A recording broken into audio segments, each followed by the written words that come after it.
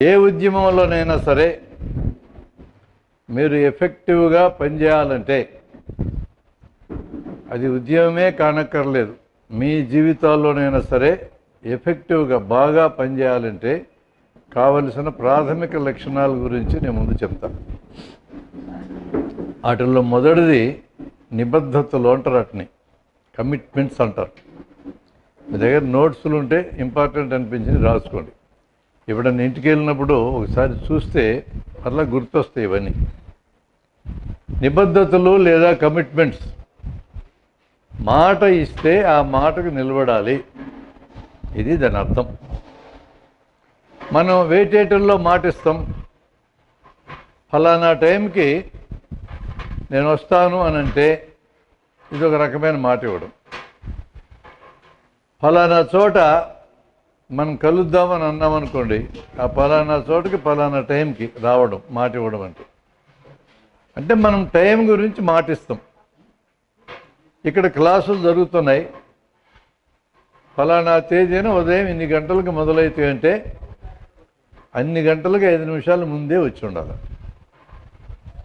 మన క్లాసులు నాకు తెలిసినంత వరకు మీవనే కాదు, మా జన విజ్ఞాన వేదిక కూడా అనుకున్న టైంకి మొదలైన రోజే లేదు ఇంతవరకు 30 ఏళ్లలో. మొదటి రోజు కదా ఒక అరగంట ఎటు లేట్ అవుతుందిలే, దానికి ఒక పేరు పెట్టినారు, అద్భుతమైన పేరు, ఇండియన్ పంక్చువాలిటీ అంటారు. ఇంత చండాలంగా ఉండాలి నా ఇండియన్ పంక్చువాలిటీ. 10 అంటే 10కి ఎందుకు మొదలు పెట్టుకోలేం అనే ఆలోచన మనకు రావాలి.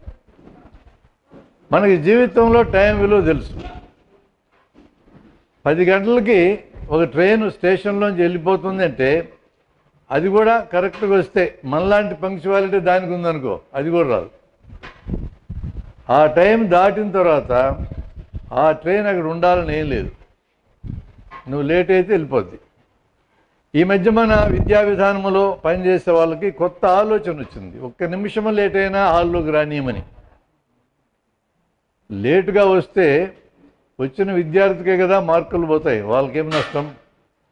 కానీ మేము చాలా క్రమశిక్షణతో ఉన్నాము చూడని మనందరికీ చెప్పాలని ఆ రూల్ పెట్టేశారు.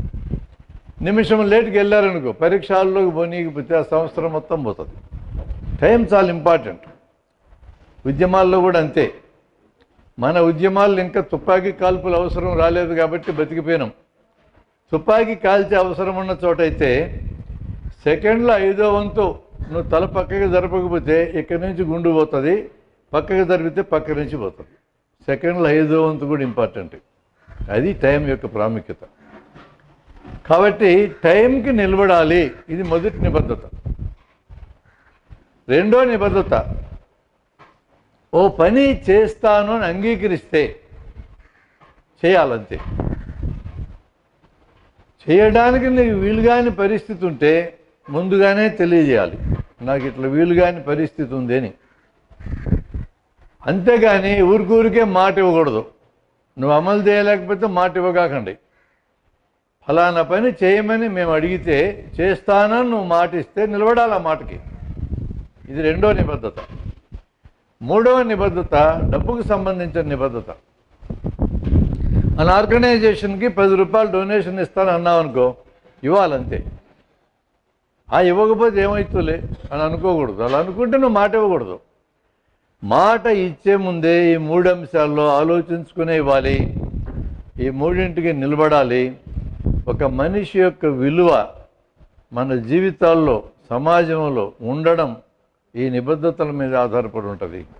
మరి ఈరోజు నిర్ణయించుకోవాలి, రేపు ఉదయం 8 గంటల క్లాసు మొదలయ్యేదని వీళ్ళు అనౌన్స్ చేస్తారో నిర్వాహకులు, ఆ టైంకి 5 నిమిషాల ముందు ఇక్కడ ఉండాలి. ఇక్కడే స్టార్ట్ కావాలి. ఏదైనా నేర్చుకోవాలంటే బయట వెళ్ళి ఇక్కడ నేర్చుకోలేము. ఒక డిసిప్లిన్గా ఒక చోటు ఉండడానికి వచ్చినాక ఇక్కడే నేర్చుకుని వెళ్ళాలి.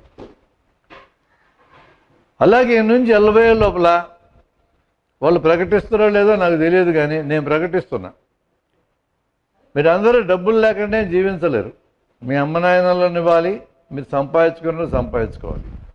మీ సంపాదనలోంచి ఒక 10 కానీ 20 కానీ అది ఎంతనా కానీ 5 ఇచ్చినా ఒప్పుకుంటాను నేను, రూపాయి ఇచ్చినా ఓకే. ఇక్కడ మీరు జమ చేసి వెళ్ళిపోండి ఇల్లు లోపల, నా కాంట్రిబ్యూషన్ ఇది ఈ సంస్థకి అని ఒక ఫీలింగ్ మీకు రావాలి. చిన్న మొత్తమే, కానీ అలవాటు కావాలని. ఒక డబ్బా మీ ఇంట్లో పెట్టి ఆ డబ్బా మీద ఏఐవైఎఫ్ ఫండ్ అని రాసుకోండి. డబ్బులు వేయడానికి రంధ్రం పెట్టుకోండి, తెరవగాకండి దాన్ని. నీకు బుద్ధి పుట్టినప్పుడల్లా ₹2 అంటే వేయండి. ఒక 6 నెలలకు తెరవండి, చాలా మొత్తం అవుతుంది. అది తెచ్చి ఆర్గనైజేషన్కి ఇవ్వండి. ముందు మేము ఇవ్వాలన్నా? జన్మం దగ్గర కదా మనం వసూలు చేసుకోవాలనొచ్చు. మీరు జన్మం దగ్గర వసూలు చేసుకునే హక్కు నీకు ఎప్పుడు వస్తుందంటే నువ్వు ఇవ్వడం మొదలెట్టినప్పుడే వస్తుంది, అప్పటిదాకా రాదు. అవునా కదా? హాయ్ నా కొడుకులు ఇవ్వడానికి ఉన్నారులే అనొచ్చు మనోళ్ళు ఎవరన్నా ఒకరు. ఎవడన్నా ఇవ్వకపోతే కొంతమంది ఎక్స్ట్రా కూడా మాట్లాడతారు. నా కొడుకులకి పని ఇవ్వటం లేదు, షాపులు తిరిగి డబ్బులు వసూలు చేస్తారని తిడతారు.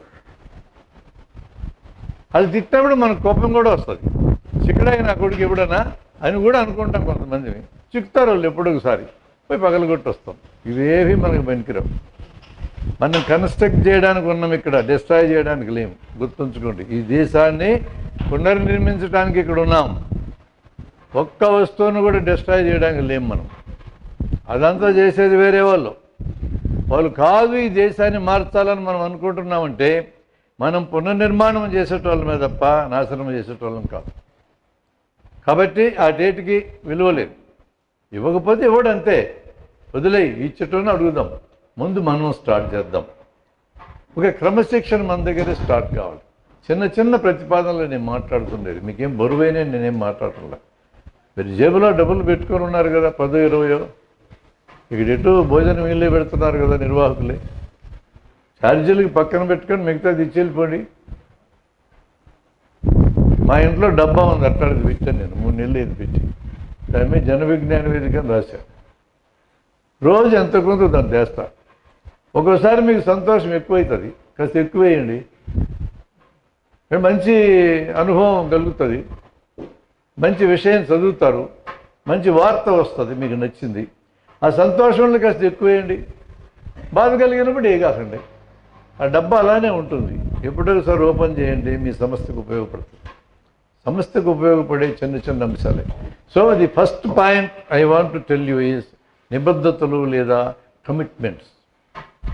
జీవితంలో చాలా ముఖ్యమైనవి ఇవి.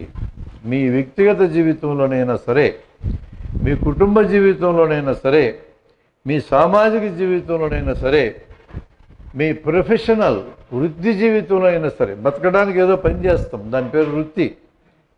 చివరగా మీ ఉద్యమ జీవితంలోనైనా సరే మనిషికి 5 రకాల జీవితాలు ఉంటాయి. వ్యక్తిగతమైన, కుటుంబ, సామాజిక, వృత్తిపరమైన, ఈ 4 అందరికీ ఉంటాయి. మీకు ఎక్స్ట్రా ఇంకో జీవితం ఉంది, దాని పేరు ఉద్యమ జీవితం. ఒక ఉద్యమం కోసం వచ్చారు ఇక్కడికి, ఒక 5 రోజులు ఉండడానికి సిద్ధపడి వచ్చారు అంటే ఈ 5 రోజులు వేరే పని చేసుకొని బతకొచ్చుగా, మీకు ఇష్టమైన పని చేసుకోవచ్చు. కానీ ఇక్కడే ఉంటాం, ఇక్కడ ఏదో నేర్చుకొని పోతామని వచ్చినారు అంటే మీకు కమిట్మెంట్ ఉందని ఇప్పటికే. ఆ కమిట్మెంట్కి ఒక సార్థకత, ఒక స్థాయి రావాలి అంటే ఈ 3 అంశాల్లో స్పష్టత ఉండాలి. ఇది మొదటి పాయింట్, ఈ క్లాసు వినడానికి బేస్ నేను చెప్తున్నాను. రెండో అంశం ఏంటంటే, కొన్ని పదాలు మీకు నేను ఈరోజు నేర్పిస్తాను. నాకు ఈ సబ్జెక్ట్ మీద నాకు తెలిసిందంతా మీకు చెప్పే ఉద్దేశంతో నేను రాలే.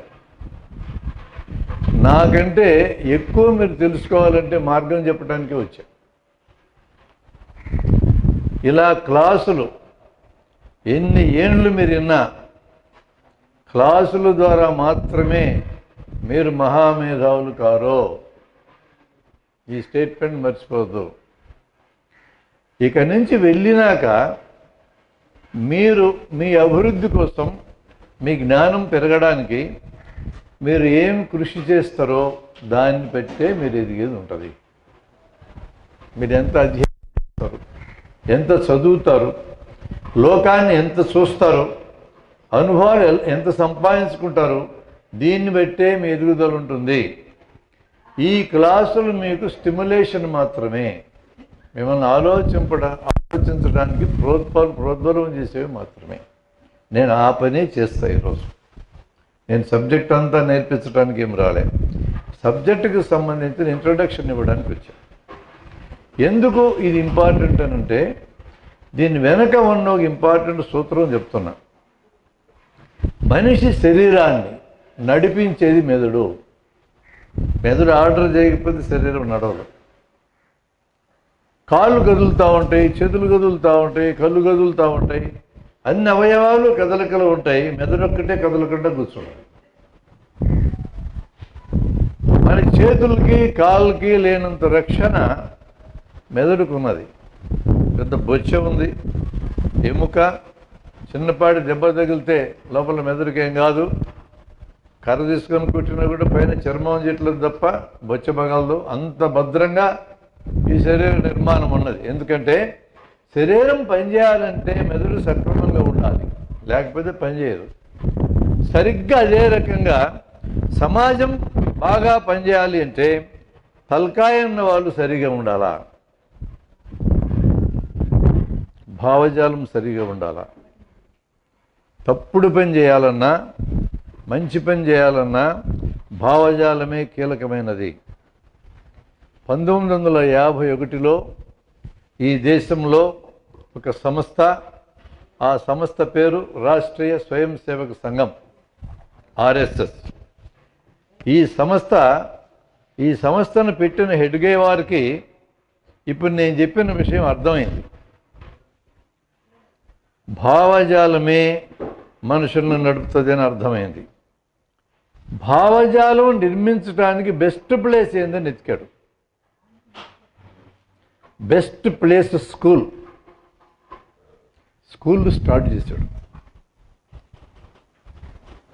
మా మీటింగ్కి వచ్చి ఆర్ఎస్ఎస్ వాళ్ళ గురించి చెప్తారు ఏందని మీరు అనుకుంటారు.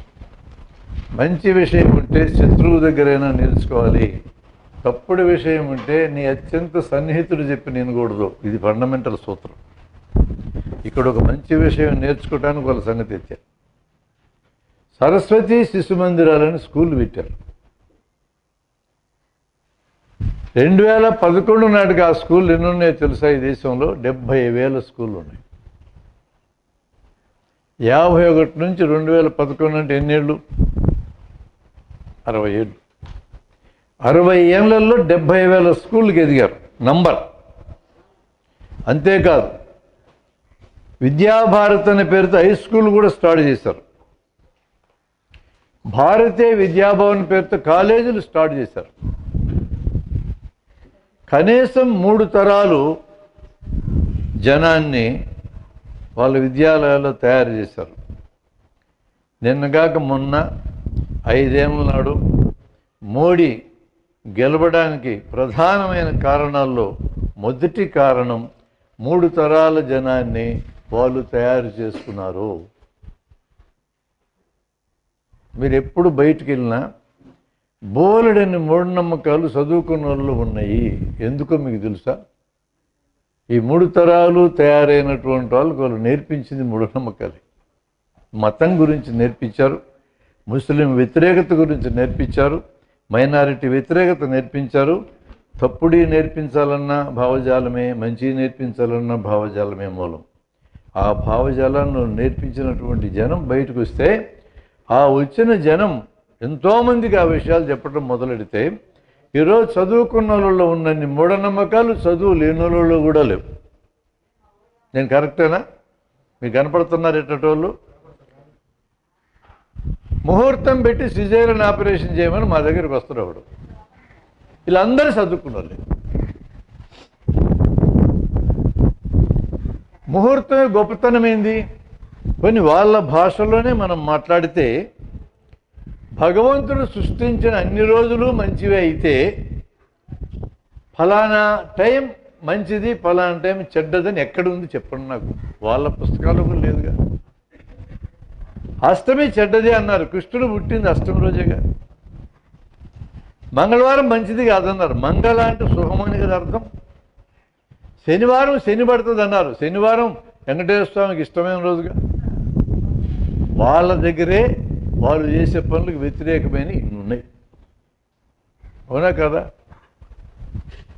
ఎవరు చేసిన పని ఇదంతా? ఈ ముహూర్తం గొడవ అంతా బతకడానికి ఒక బ్యాచ్ తయారైంది దేశంలో. దాని పేరు పురోహిత వర్గం. వాళ్ళు చేసిన పని వాళ్ళు బతకడానికి చేసి పెట్టినారు ఈ పని అంతా. పెళ్ళైతే వాళ్ళని పిలవాలా, చస్తే వాళ్ళని పిలవాలా. పిల్లలకి పంచెల పండగ అంట, డబ్బున్న వాళ్ళకి కొత్త కొత్త జబ్బులు వచ్చినాయి. పంచెల పండగ మగపిల్లలకి, ఆడపిల్లలకి ఓనీల పండగ, మళ్ళీ వాళ్ళని పిలవాలా. అక్షరాభ్యాసం మొదలెడితే వాళ్ళని పిలవాలా. ఉపనయనమని బేపనోళ్ళు, క్షత్రియులు, కోపిటోళ్ళు చేసుకుంటారు, దానికి వాళ్ళని పిలవాలా. వీళ్ళందరూ బతకనికి చేసుకున్న ఏర్పాటు. వాళ్ళు చెప్పినటువంటి సిద్ధాంతం ప్రకారమే ప్రతి క్షణము విలువైనదే భగవంతుడు సృష్టించింది. వాళ్ళు చెప్పేదానికి వ్యతిరేకం ఉంది కూడా. చదువుకున్న వాళ్ళు ఇన్ని మూఢనమ్మకాలు రావడం నేను గతంలో ఎప్పుడు చూడాలి, ఈ 10-15 ఏళ్ళ నుంచి విపరీతంగా చూస్తున్నా. ఈ రోజున నూతన విద్యా విధానం పేరుతో కస్తూరి రంగంతో రిపోర్ట్ తెప్పించారు. 480 పేజీల పైన ఉంది. అది చూడడానికి ఆ రిపోర్ట్ అద్భుతంగా కనపడుతుంది, కానీ వాళ్ళందులో పెట్టిన విషయాలు మీరు చూస్తే, ఇంతకు ముందే మన మిత్రుడు మాట్లాడుతున్నారు రిజర్వేషన్ల వలన జనం వెనకబడుతున్నారని. ఇవి ఎందుకంటున్నారు ఆ మాట? రిజర్వేషన్లు ఎత్తేయాల, ప్రతి ఒక్కరిలో కాంపిటీషన్ని పెంచాలని మాట్లాడతాడు కస్తూరి రంగన్. వేదాలలో సైన్స్ అంతా ఉందంటాడు ఆయన. వేదాలలో నిక్షిప్తమై బయటికి రాకుండా సైన్స్ అంతా ఎనికి పీకాలా అంటున్నాడు ఆయన. పీకుతారు ఇక. ఇదివరకంతా వాళ్ళు స్కూళ్ళల్లో చేస్తున్న పని ఇప్పుడు అన్ని స్కూళ్ళల్లో చేయాలని సిద్ధమైనారు. ఎట్లా ఎదుర్కొంటారు? నేను అందుకే భావజాలం బలమేందో మీకు తెలియాలి. శరీరాన్ని నడిపేది తలకాయ అయితే సమాజాన్ని నడిపేది తలకాయ ఉన్నోళ్ళే. ఒక 160 ఏళ్ళ నాడు ఈ సమాజంలో ఉన్న రుగ్మతల కారణాలు ఎతికే క్రమంలో తలకాయ ఉన్న ఒక ఇద్దరు, వాళ్ళ పేరు మార్క్స్, ఎంగిల్స్, కొన్ని పుస్తకాలు రాశారు. వాళ్ళు తలకాయ ఉన్నోళ్ళే. ఈ తలకాయ ఉన్నోళ్ళు రాసినటువంటి పుస్తకాలను ఆధారం చేసుకొని ఇంకా తలకాయ ఆయన 1917లో రష్యాలో విప్లవం జయప్రదం చేసినాడు. ఆయన పేరు లెనిన్. అందరూ తలకాయలు ఉన్నోళ్ళే. గుర్తుపెట్టుకోండి, ఎప్పుడైనా సరే ఉద్యమం యొక్క డైరెక్షన్ నిర్ణయించేది తలకాయలే. శరీరాలు నడుస్తూ ఉంటాయి. మీరు ఇప్పుడు ఆలోచించుకోవాల్సింది ఏంటంటే, తలకాయలు ఉన్నోళ్ళుగా ఎదగదలుచుకున్నారా, ఎవడన్నా నడిపితే ఆడంటే నడవదలుచుకున్నారా? మీరు తెలుసుకోవాలి. ఇది బాగుంది. ఎవడన్నా నడిపితే నడుస్తురా, మీరే నడిపేటోళ్ళుగా మారుతారా? Which is better? తలకాయ ఉన్నాడుగా మారాలి, అంతేనా? నేను ఇంక దాన్ని సింపుల్గా ఇంకో దానికి అనువర్తింపు చేసి చెప్తా. స్కూల్కి వెళ్ళి మాట్లాడేటప్పుడు ఎంప్లాయీ కింద మారుతావా, ఎంప్లాయర్ కింద మారుతావా అని అడుగుతాను నేను పిల్లల్ని. ఎంప్లాయీ అంటే ఉద్యోగస్తుడు, ఎవడన్నా ఇవ్వాలి నీకు ఉద్యోగం. వాడికి నచ్చకపోతే తీసేయగలడు. జీతం వాడు ఇస్తుంటాడు, సెలవులు వాడు ఇస్తుంటాడు. వాడు ఓనరు కాదు, పనిచేసేటోడే, ఎంత జీతం తీసుకున్నా. అనంతపురం జిల్లా నుంచి వచ్చినటువంటి నాజల్ల సత్య CEO మైక్రోసాఫ్ట్కి, కానీ ఉద్యోగస్తుడే. నెలకు 3 కోట్లు జీతం, అయినా ఉద్యోగస్తుడే. బిల్ గేట్స్ ఓనర్, ఎంప్లాయర్, ఉద్యోగం ఇచ్చినాడు. బిల్ గేట్స్కి నచ్చకపోతే నాజల్ల సత్యం తీసేయగలడు. నాజల్ల సత్యం బిల్ గేట్స్ని తీసేయగలడా? వీటిలో ఏది బాగుంది? కనీసం సూత్రప్రాయంగా ఉద్యోగం ఇవ్వడం గొప్ప విషయమా, ఎవడని ఇస్తే తీసుకోవడం గొప్ప విషయమా? ఇవ్వడమే గొప్ప విషయం. ఇవ్వగలిగే సామర్థ్యం నీకు రావడం. అందుకనే నడపడమే గొప్ప విషయం నడిచే కంటే.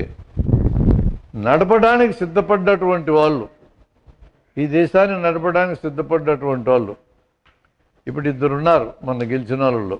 ఒకరు మోడీ, ఇంకోరు అమిత్ షా. వాళ్ళిద్దరే దేశం మొత్తాన్ని నడుపుతున్నారు. 130 కోట్ల మందిని, వాళ్ళ పార్టీని, వాళ్ళ పార్లమెంటరీ విభాగాన్ని, మంత్రుల్ని, అందరిని వాళ్ళిద్దరే నడుపుతున్నారు. వాళ్ళు ఎటువంటి వాళ్ళో మీలో చాలామందికి తెలిసే ఉంటుంది.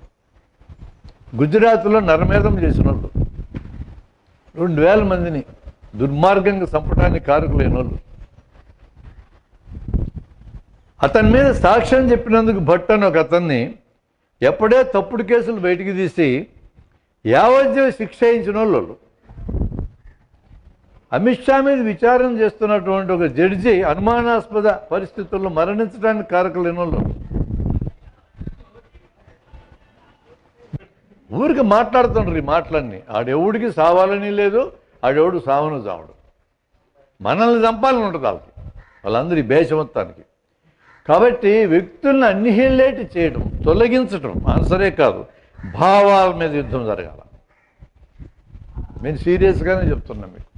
ఆ యుద్ధం చేయాలి అంటే అటువంటి భావాలను సంపాదించుకోవాలి, వాటిని బలోపేతంగా జనంలోకి పంపించడం నేర్చుకోవాలి. ఈ బ్యాక్గ్రౌండ్తోనే ఈరోజు మీకు కొన్ని ఈజీగా జనానికి చెప్పడానికి పనికొచ్చే చెప్తాను. మీరు తర్వాత ప్రాక్టీస్ చేయండి దాన్ని. భావజాలం బలమేందో 2 మాటలు చెప్పి దాంట్లోకి వస్తా. ఎవరైనా సంస్కృతంలో ఒక శ్లోకం పాడితే మనకు ఒక ముక్క అర్థం కాదు. భలే పండితుడేనా అనుకుంటామా లేదా కదా? ఈ టీవీల్లో తెల్లారుజామున సన్నాసులు బ్యాచ్ లేస్తుంది, ఇట్లాంటివన్నీ మాట్లాడతా. ఒక్క ముక్క మనకు అర్థం కాదు. ఎంత తెలివిగల్లోడు, వాడు కంఠస్థం కుట్టాడు, నీ దగ్గర వాగుతున్నాడు. కంఠస్థం పెడితే మనం పాడగలం. అర్థం కాని భాష మాట్లాడినను గొప్పోడు అనుకోవడమే ఒక బానిసత్వం. వాడిని ఏమడగాలి మనం? అర్థం చెప్పరా అని అలా. మనం అలా అనం. వాడి ఎడలు గౌరవంగా చూస్తాం.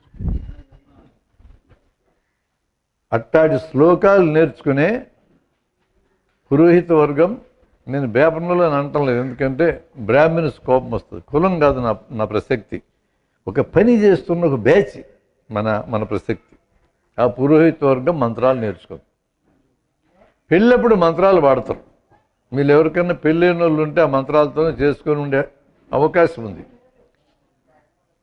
ఒక్క మంత్రం మనకు అర్థం కాదు, మరి ఏం చెప్తున్నాడో మనకు తెలియనే తెలుసు. నువ్వు ఎంత పెద్ద అధికారివైనా, ఎంత పెద్ద ఆఫీసర్ అయినా, నీకు ఎంత ఆదాయం వచ్చినంత ఆస్తులున్నా, ఆడ కూర్చోవంటే కూర్చోవాలి, లే అంటే లేవాలి. వెనకాయ వెనక పెట్టంటే పెట్టాలి, పట్టు వస్త్రాలు ఇది పెట్టంటే పెట్టాలి, బియ్యం వెనక్కి తీసుకెళ్ళాలి. అదేం చెప్తే అదే ఆ కాసేపు. అవునా కదా? అందులో ఒక మంత్రానికి అర్థం, పెళ్లి మంత్రాలు ఏమర్థాలు ఉన్నాయని ఒక వీడియో చేశాం మేము, ఒక అరగంట వీడియో. ఒక్క మంత్రం అర్థం చెప్తా. ఏమని పెళ్లి కూతురుని ముందు అష్టదిక్పాలకులకి అప్పచెప్తున్నా. అష్టదిక్పాలకులు అంటే 8 మంది. ఈ అమ్మాయిని పెళ్లి కొడుకు ఈడంట, ఆ 8 మందికి ముందు ఇస్తారంట. తర్వాత నేను స్వీకరిస్తున్నా, తర్వాత ఈ బేపనోడు తీసుకుంటారంట. ఆ పైన పెళ్లి కొడుకు ఇస్తారంట. ఇష్టమేనా? ఆ అష్టదిక్పాలకులు ఎక్కడున్నారో మనకు కనపడరు కాబట్టి మీకు భయం లేదు. ఈ బేపనోడు ఎక్కడున్నాడు, వీడికి ఇచ్చినాకంట నీకు ఇచ్చేది. ఒక మంత్రానికి అర్థం ఎట్లుంది దాన్ని మార్చి చెప్తారు ఇప్పుడు వాళ్ళు, కానీ దాని అర్థం ఇదే. అట్లాంటి మంత్రాలతో ఏం పెళ్లి చేసుకుంటారు? నచ్చింది పెళ్లి చేసుకోండి, అయిపోయా. ఎవడి పర్మిషన్ కావాలి మీకు? ఈ బోడిగాడి పర్మిషన్ కావాలనా? వాడి మంత్రంతో పర్మిషన్ కావాలనా? నచ్చింది పెళ్లి చేసుకోవడానికి ఇంత గద్దె ఏందని పట్టపగులు ఈ టైంలో పెళ్లి కొడుకునే పెళ్లి కూతురుని అట్లే బయటికి తీసుకెళ్తారు. ఈ దిక్కు చూపిస్తారు, ఈశాన్యం దిక్కు.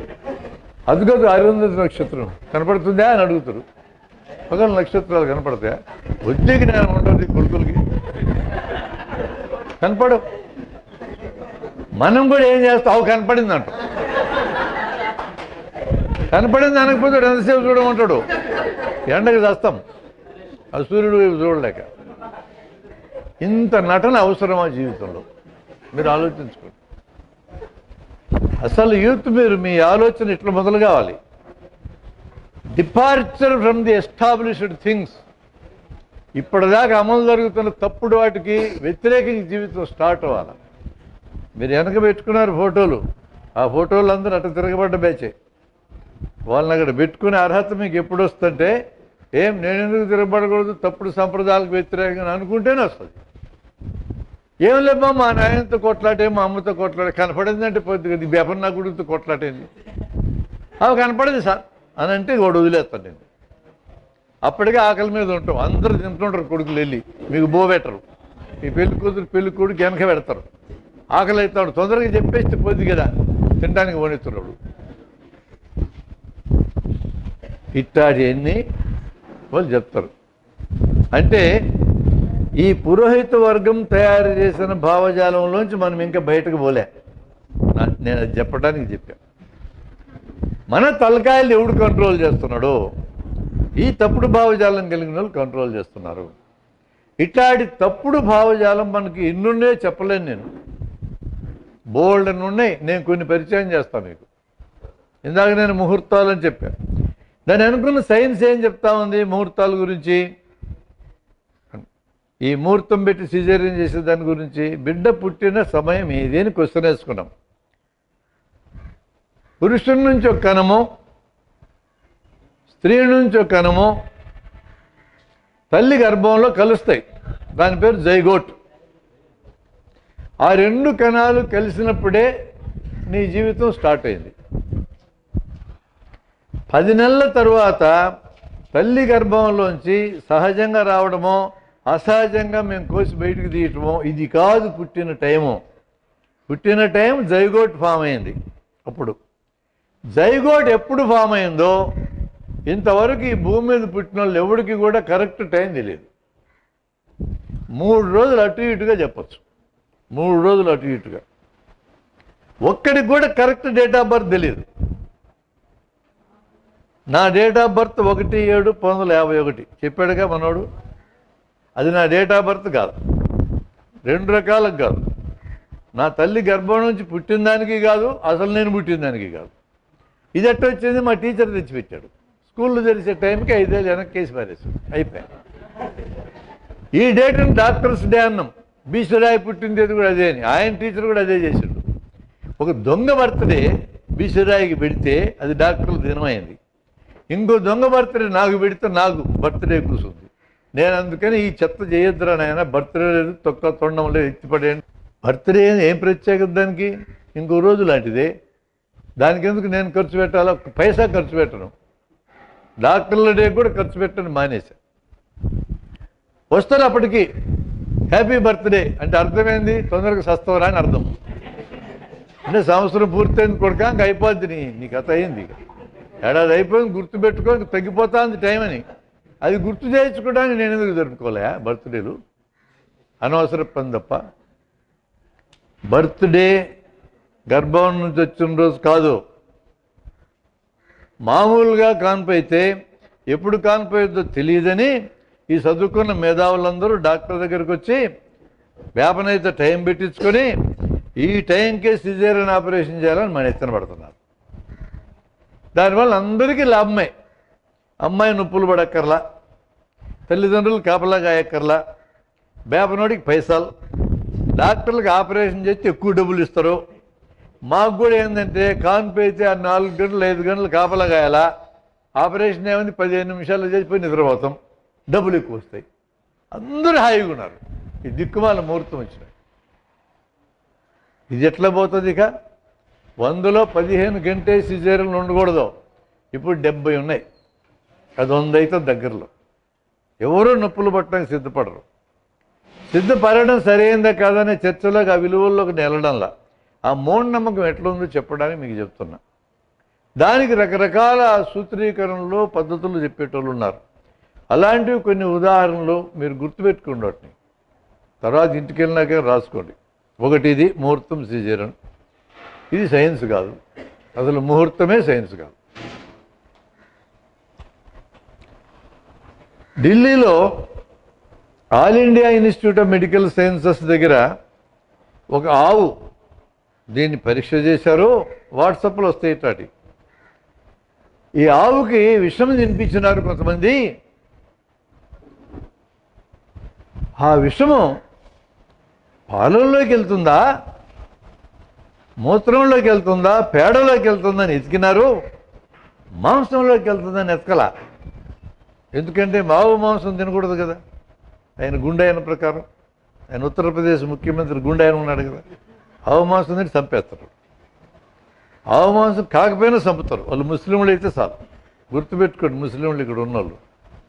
ఆంధ్రలో ప్రశాంతంగా ఉన్నాం, ఎన్నాళ్ళు ఉంటామో తెలియదు కానీ ఈ ప్రశాంతత దేంట్లోకి ఆ విషయం వెళ్ళలేదు.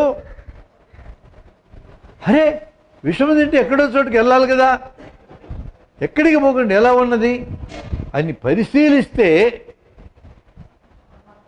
ఆవు గొంతులో విషాన్ని పెట్టుకున్నది శివుళ్ళగా అని రాశాడు తలమాసినోడు.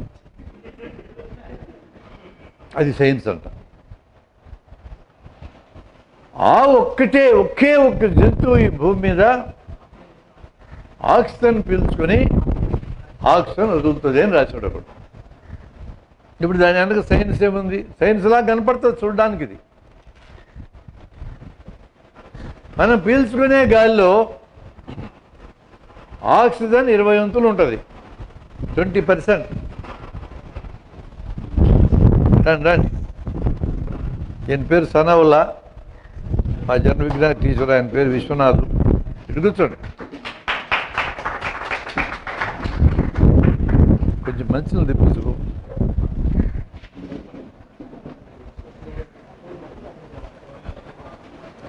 పీల్చే గాలిలో 20 వంతులు ఆక్సిజన్ ఉంటుంది, వదిలే గాలిలో 16 వంతులు ఆక్సిజన్ ఉంటుంది.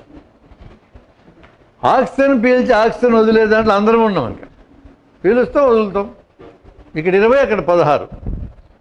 ఇది చెప్తే నాకు అభ్యంతరం లేదు.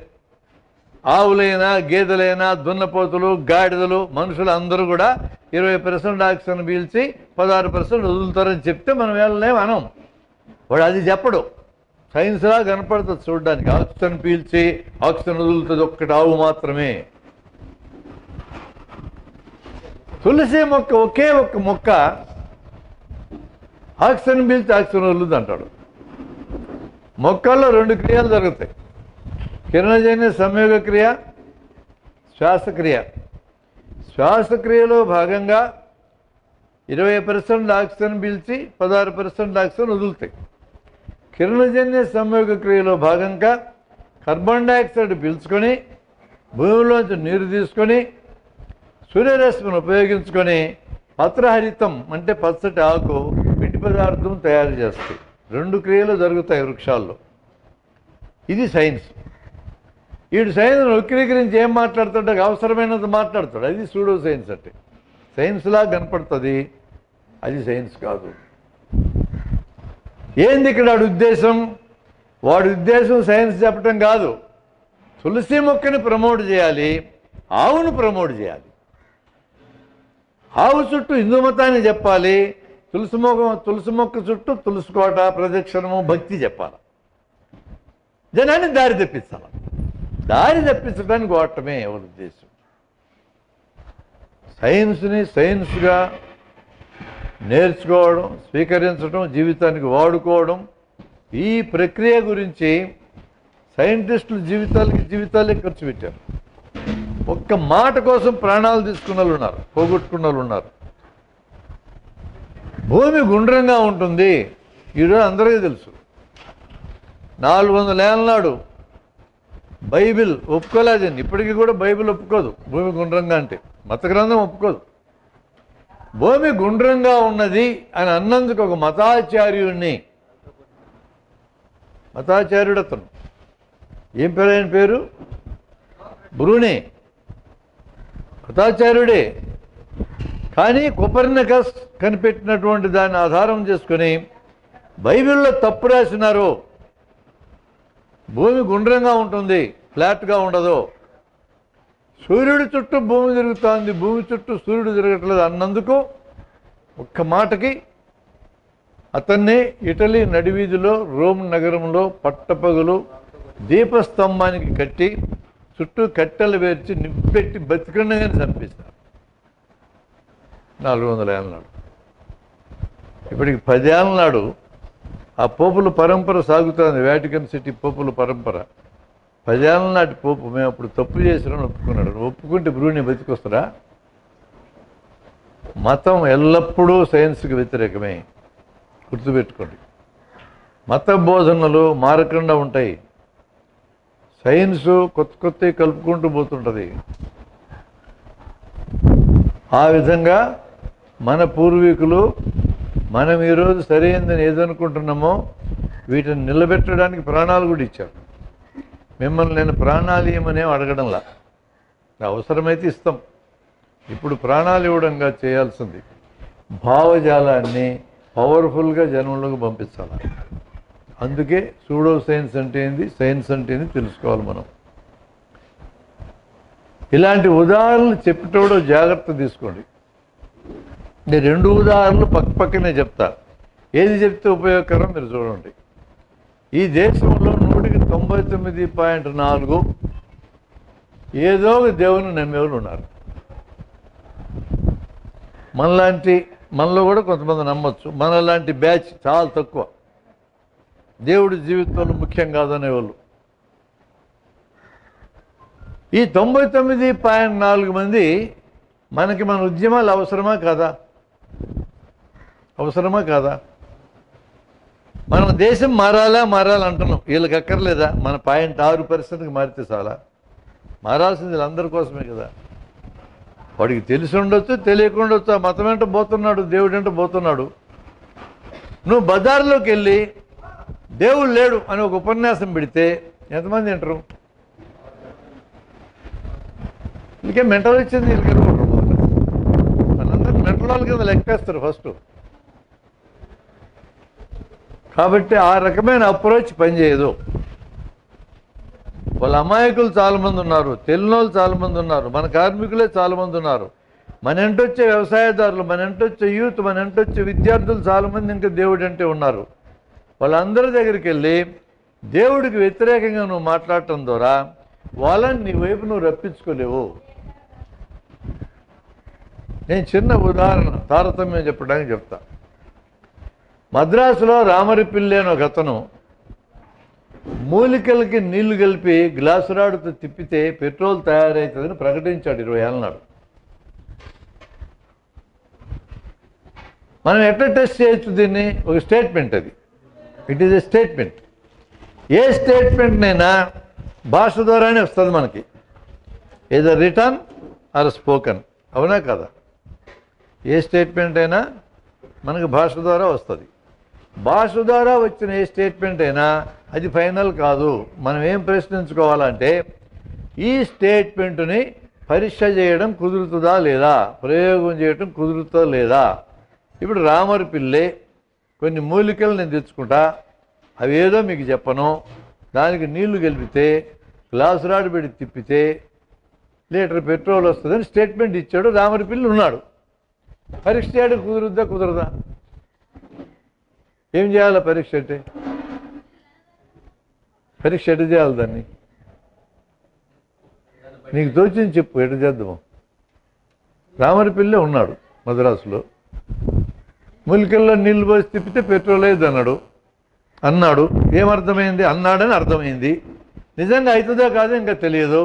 మరి పరీక్ష చేయాలంటే ఏం చేయాలి? మనం చూడాలి. అంటే ఏం చేయాలి? రామరిపిల్లని పిలిపించాలి. ఇక్కడ ఈ ఊరికి రమ్మని పిలిపించవచ్చు. ఛార్జీలు మేమే ఇస్తామని చెబుదాం.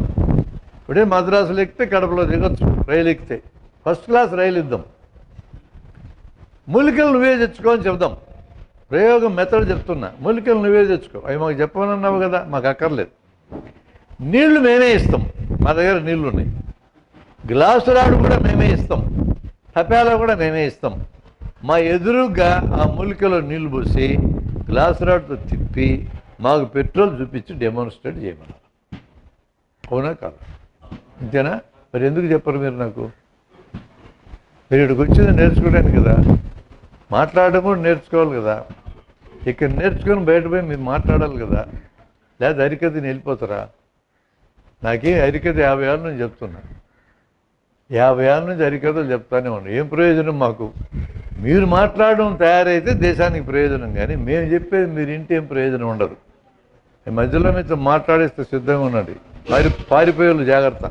ఎవరిని మాట్లాడేస్తే నా కొడుకు తెలియదని మాట్లాడడానికి రెడీగా ఉండండి. కొంతమంది విన్నోటిలోంచి ఏదో ఒకటి 1 నిమిషం మాట్లాడాలి. మాట్లాడడం కూడా నేర్చుకొని పోవాలి. ఇక్కడి నుంచి ఇన్ని రోజులు ఇక్కడ ఉంటారు, మరి మాట్లాడడం నేర్చుకొని పోవద్దా? కమ్యూనికేషన్ అది లేకపోతే మనం ఏం చేయలేం. ఎఫెక్టివ్గా చెప్పడం అనేది కావాలి మనకు. ఇక్కడ ఒక సూత్రం ఉంది. ఆ సూత్రం ఏంటంటే ద్రవ్య నిత్యత్వ సిద్ధాంతం. ఎవరు చెప్తారు ఈ సూత్రం గురించి నాకు? ద్రవ్య నిత్యత్వ సిద్ధాంతం మీరు హై స్కూల్ లోపలే చదువుకున్నారు. చాలామంది హై స్కూల్ చదువు పూర్తయిన వాళ్ళు ఉన్నారు ఇక్కడ. అది పరీక్షల కోసం చదివినారు నాకు తెలుసు. పోనీ పరీక్షల్లో ఏమి రాసినారు అదన్నా నాకు చెప్తారా? ఒక్కరు. ద్రవ్య నిత్యత్వ సిద్ధాంతం అనగా ఏమి? దాన్ని నాకు ఎక్స్ప్లెయిన్ చేయాలా? ద్రవ్య నిత్యత్వ సిద్ధాంతం, శక్తి నిత్యత్వ సిద్ధాంతం రెండు ఒకటే. ఎవరు ట్రై చేస్తారు? మీరు ఎందుకు రారంటే ఒక కారణం మాట్లాడాలంటే భయం, రెండో కారణం సబ్జెక్ట్ రాక, మూడో కారణం తప్పుంటే ఎగతాళి చేస్తారేమోనని. ఈ మూడింటిని వదిలించుకోకపోతే మీరు 5 రోజులు ఇక్కడ కూర్చున్నా నా దృష్టిలో దండగాయి. మాట్లాడడానికి భయపడొద్దు. మనల్ని రేపు బతికిచ్చేది మాట్లాడటమే. రేపు బతికిచ్చేది మనల్ని అదే. నీ సొంత బతుకైనా మాట్లాడడం అవసరం, మిగతా ఇందాక నేను చెప్పిన 5 బతుకుల్లో మాట్లాడడం అవసరమే. నిజంగా సబ్జెక్ట్ రాదు వాళ్ళని వదిలేయండి, వాళ్ళు నేర్చుకోవడానికి సిద్ధపడండి. తప్పు చెప్తే ఏమని అనుకుంటారేమో, దీంట్లోంచి బయటపడండి. ఫస్ట్ ఈ భూమి మీద అన్నీ తెలిసిన వాళ్ళు ఒక్కడు కూడా లేడు. నాకు కూడా అన్నీ తెలియదు, చాలా తెలియదు నాకు. చాలా అంటే ఎన్నో మీకు అర్థం కావాలి. 0.001% కూడా నాకు తెలియదు ఈ లోకంలో. నిజంగా తెలియదు. ఆ 0.001%లోంచే మీకు నేను చెప్తా ఉండేది. ఇప్పుడు మరి 70 ఏళ్ళు పూర్తయినాయి, అంతేనా నీకు తెలిసిందంటే? అవును అంతే. ఎవరికి అన్నీ తెలిసే సమస్య లేదు. కొంతమంది పోజులు వేస్తూ ఉంటారు వాట్సాప్లో, లీటర్లో. రండి, అన్నీ తెలిసినట్టుగా. వాడికి తెలియని 4 మాట్లాడి చస్తున్నాడు. సిజేరియన్ ఆపరేషన్ ఎట్లా చేస్తారు అడిగాను అనుకున్నాను. చస్తున్నాడు అక్కడే గుండాకి. సిజేరియన్ ఆపరేషన్ చేయడం వాడికి ఏమొచ్చు? జనాన్ని ఉరిడి కొట్టించడం అయితే వచ్చు. కానీ అట్లా మాట్లాడతారు ఎంతో గర్వంగా, టీవీగా, చాలా తెలిసిన వాళ్ళగా మాట్లాడతారు. ఎవడు లేడు ఇక్కడ చాలా తెలిసినవాడు. కాబట్టి తప్పు చెప్తామేమో అని మీరు సందేహించొద్దు. తప్పు చెప్తే మీ నెత్తిలో బాధ్యత ఉంటుంది, సరైనది నేర్చుకోవాల్సి వస్తుంది. రైట్ చెప్పినోడికి మళ్ళీ నేర్చుకునేది ఏం లేదు, ఆ విషయంలో నేర్చుకునేది ఏం లేదు. తప్పు చెప్తే నవ్వుతారు, అవును నవ్వుతారు. నవ్వుకునే హక్కును కూడా మీరు రద్దు చేస్తారా? తప్పు చెప్తే నవ్వుకుంటారు. నవ్వినందుకని నీకు కోపం వస్తుంది, సరైనది ఏదో నేర్చుకుంటాం. కాబట్టి మీరు ఎప్పుడైనా ఎక్స్ప్రెస్ చేయడానికి వెనకాడొద్దండి. ఇంత ఇంట్రడక్షన్ ఇచ్చినా కదా. ద్రవ్య నిత్యత్వ సిద్ధాంతం ఎవరు చెప్తారు? ఎవరో ఒకరు చెప్పడానికి ట్రై చేయండి. మీరు హై స్కూల్ లెవెల్లో చదివినారు దాన్ని, నేను చదవని అడగడంలా. రా, ట్రై చేయండి. మీరు ఇన్వాల్వ్ ఇన్ దిస్. నీకు ఏమి తెలిస్తే చెప్పు, వాళ్ళు నవ్వుకుంటే లెక్క చేయగలరు. మంచి ఆ శక్తి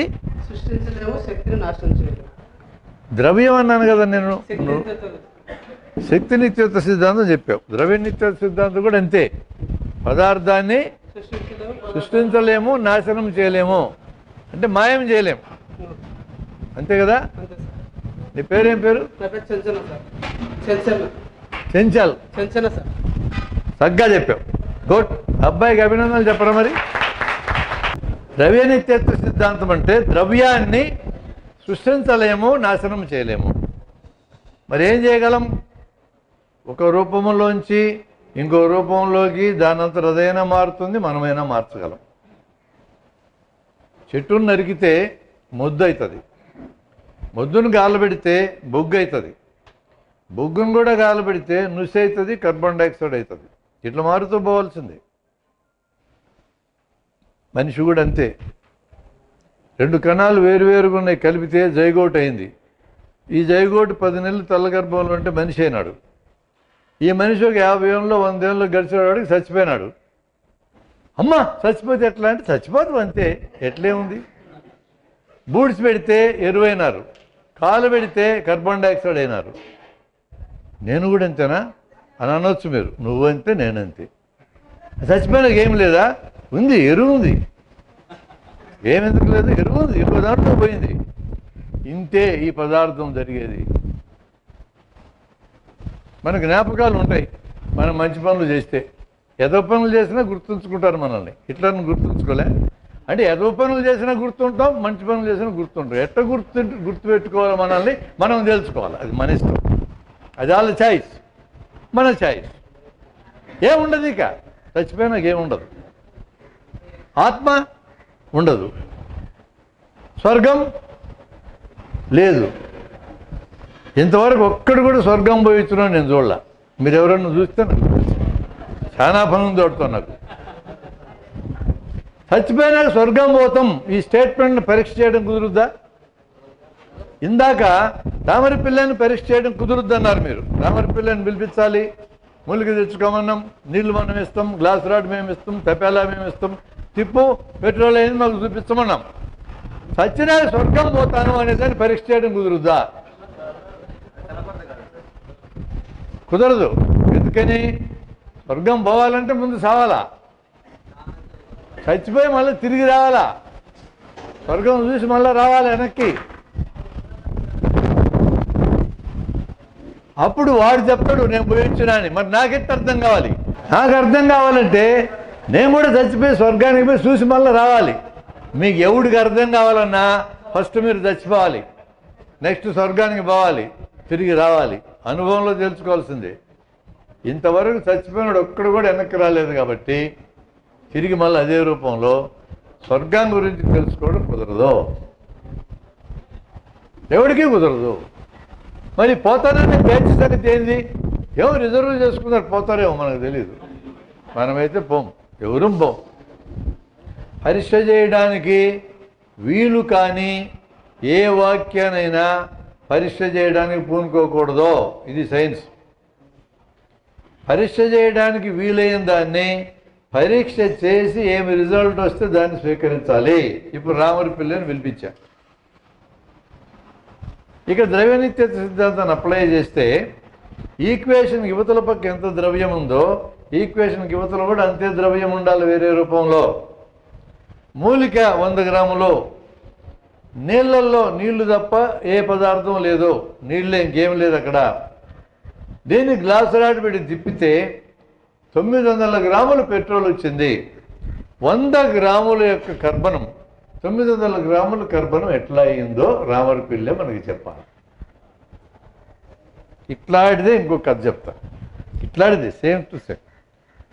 పుట్టబర్తిలో సత్యసాయిబాబా ఉన్నాడు ఇది వరకు, ఇప్పుడు చచ్చిపోయాడు లేడు.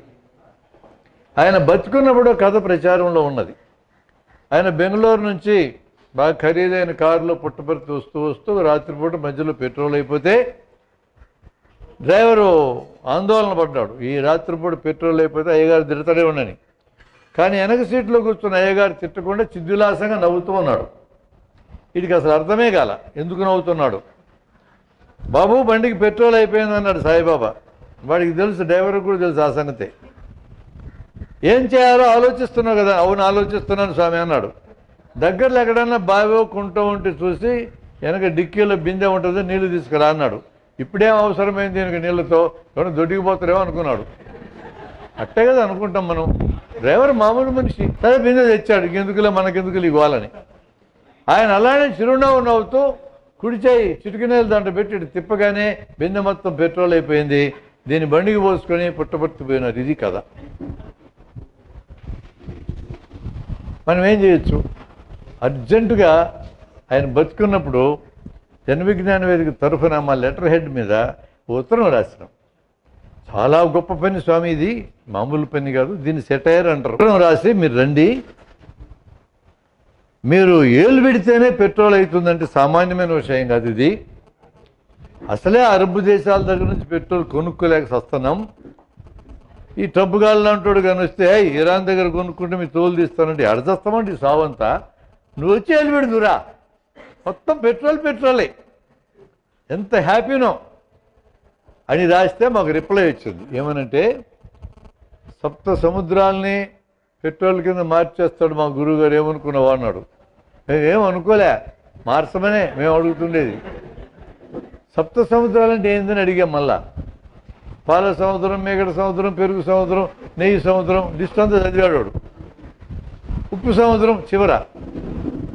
మాకు తెలియగా ఒక్కటే సముద్రం ఉంది, అది ఉప్పు సముద్రం. నువ్వు పాల సముద్రం అంటున్నావు కదా, అది ఎక్కడుందో చెప్పు. నువ్వు ఏళ్ళు పెట్టి పెట్రోల్ కూడా చేయక్కర్లా, అది చెప్పు మాకు చాలు. దాంట్లోంచి పెరుగు సముద్రం, మేగడ సముద్రం, నెయ్యి సముద్రం మేమేం చేసుకుంటాం. విదేశాలు మొత్తానికి పాలు, మేగడ, నెయ్యి మేము ఎగుమతి చేసి సంపాదించుకుంటాం, అరబ్బోలు ఆయిల్ అమ్ముకున్నట్టుగా. అది చెప్పు స్వామిని అడిగినాం మేము. వాడేమన్నాడంటే,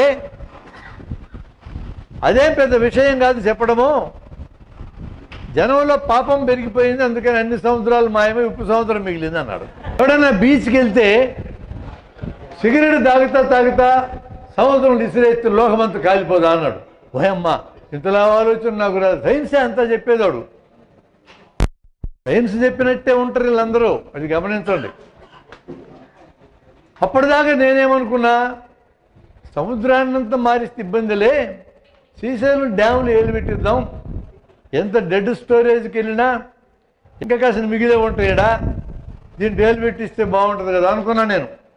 ఇప్పుడు ఆడి సిగరెట్ ఇసిరేస్తే కాలపడద్దన్న నాకు అనుమానం వచ్చింది. నల్లమల అడవింతా కాలిపోద్దని. ఇంకా ఇది తగలబడితే ఏమన్నా ఉందే, ఇది కాలబడితే ఇంక మనం చచ్చిపోతాం అన్యాయంగా, వర్షం చుక్కలేక. అందుకని నేనేం రాసినానంటే, మళ్ళా మా ఊళ్ళో బావులు ఉన్నాయి, బావుల మీద మూతలు పెట్టుకున్నాము భద్రంగా, నిన్ను దించుద్దాం లోపలికి, వెళ్ళి పెట్టి బయటికి రా, మూత పెట్టేస్తాం, తోడుకుంటాం. జవాబు లేదు దీనికి. అవుతుందా? రామరిపల్లె కథ చెప్పండి.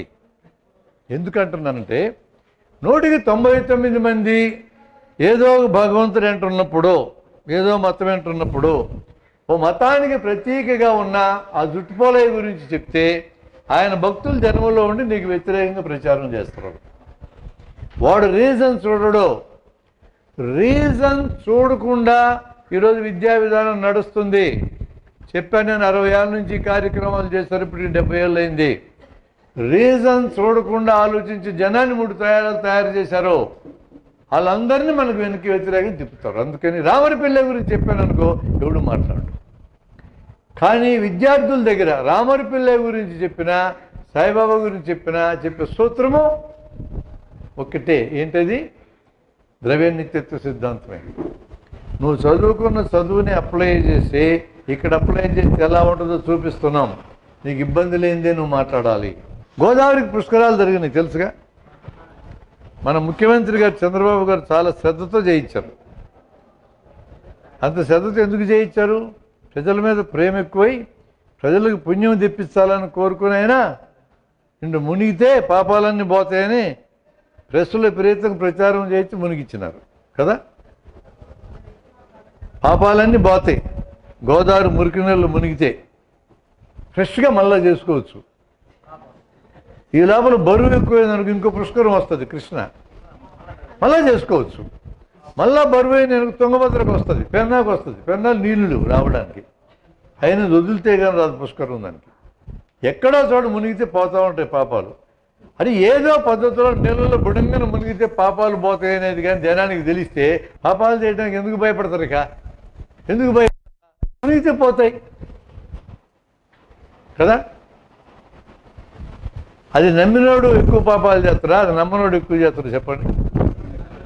మునిగితే పాపాలు పోతాయి నమ్మినోడు ఎక్కువ చేస్తారు, ఫ్రీగా చేస్తారు. ఇప్పుడు ఎదో పనులు చేసిన వాళ్ళందరూ బోల్డ్ అంతమంది, వాళ్ళందరూ దైవభక్తులే. ఆఫీసులో లంచం తీసుకున్నట్టు టేబుల్ మీద వెంకటేశ్వర బొమ్మ ఉంటుంది, లంచం తీసుకుంటాడు. దేవుడు అంటే భయమే లేదు వాడికి భయం సీసీ కెమెరా అంటే భయం. అది రికార్డు చేస్తారు. సీసీ కెమెరాకి భయపడతారు కానీ వెంకటేశ్వరకి భయపడ్డారు. రిజిస్ట్రేషన్ ఆఫీసులో పద్ధతి ప్రకారం చాలా నీట్గా క్రమశిక్షణతో ప్రతి రిజిస్ట్రేషన్కి పైసలు తీసుకుంటారు. వాళ్ళ ప్రశాంతంగా ఉంటారు. బా ఏం ప్రశాంతం, మేకలతో పురుగులకు భద్రం. ఎంత రిజిస్ట్రేషన్ ఫీజు అవుతుందో అంత గీజ్ అనేది కట్టాలి, అంటే లంచం కట్టాలి. చాలా పద్ధతి, మెకానిజం భలే ఉంటుంది ఆడ. నాకు బాగా నచ్చిన డిపార్ట్మెంట్ అదే. ఎవడిని ఏం అడగక్కర్లా. అక్కడ ఉంటాడు ఒక బంటు ముద్రలు గుద్దేటాడు, వాడు మొత్తం సెటిలైట్ చేస్తుంటాడు. ఎవడి పని వాడు క్రమశిక్షణతో చేసుకుంటాడు. వాడు ఎవడికి భయపడతాడు? ఏసీబీ అంటే భయపడతాడు. వెంకటేశ్వరకి భయపడతారా? అస్సలు లెక్కే చేయరు.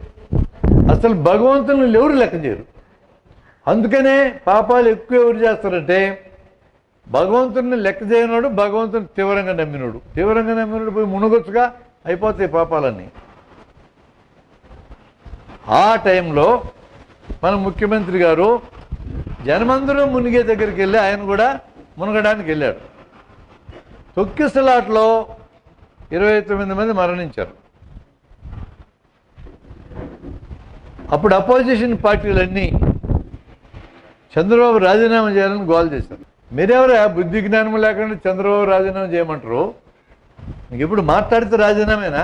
ఏం లేవా ఉద్యమాలు మీకు? చంద్రబాబు చేసిన పని సరిగా అర్థం చేసుకోక మీరు రాజీనామా అంటున్నారు. మామూలుగా నదిలో మునిగితేనే పుష్కరం రోజున పుణ్యం వస్తుంది. అలాంటిది పుష్కరం రోజు చచ్చిపోతే డైరెక్ట్ స్వర్గానికి వెళ్తున్నాడు.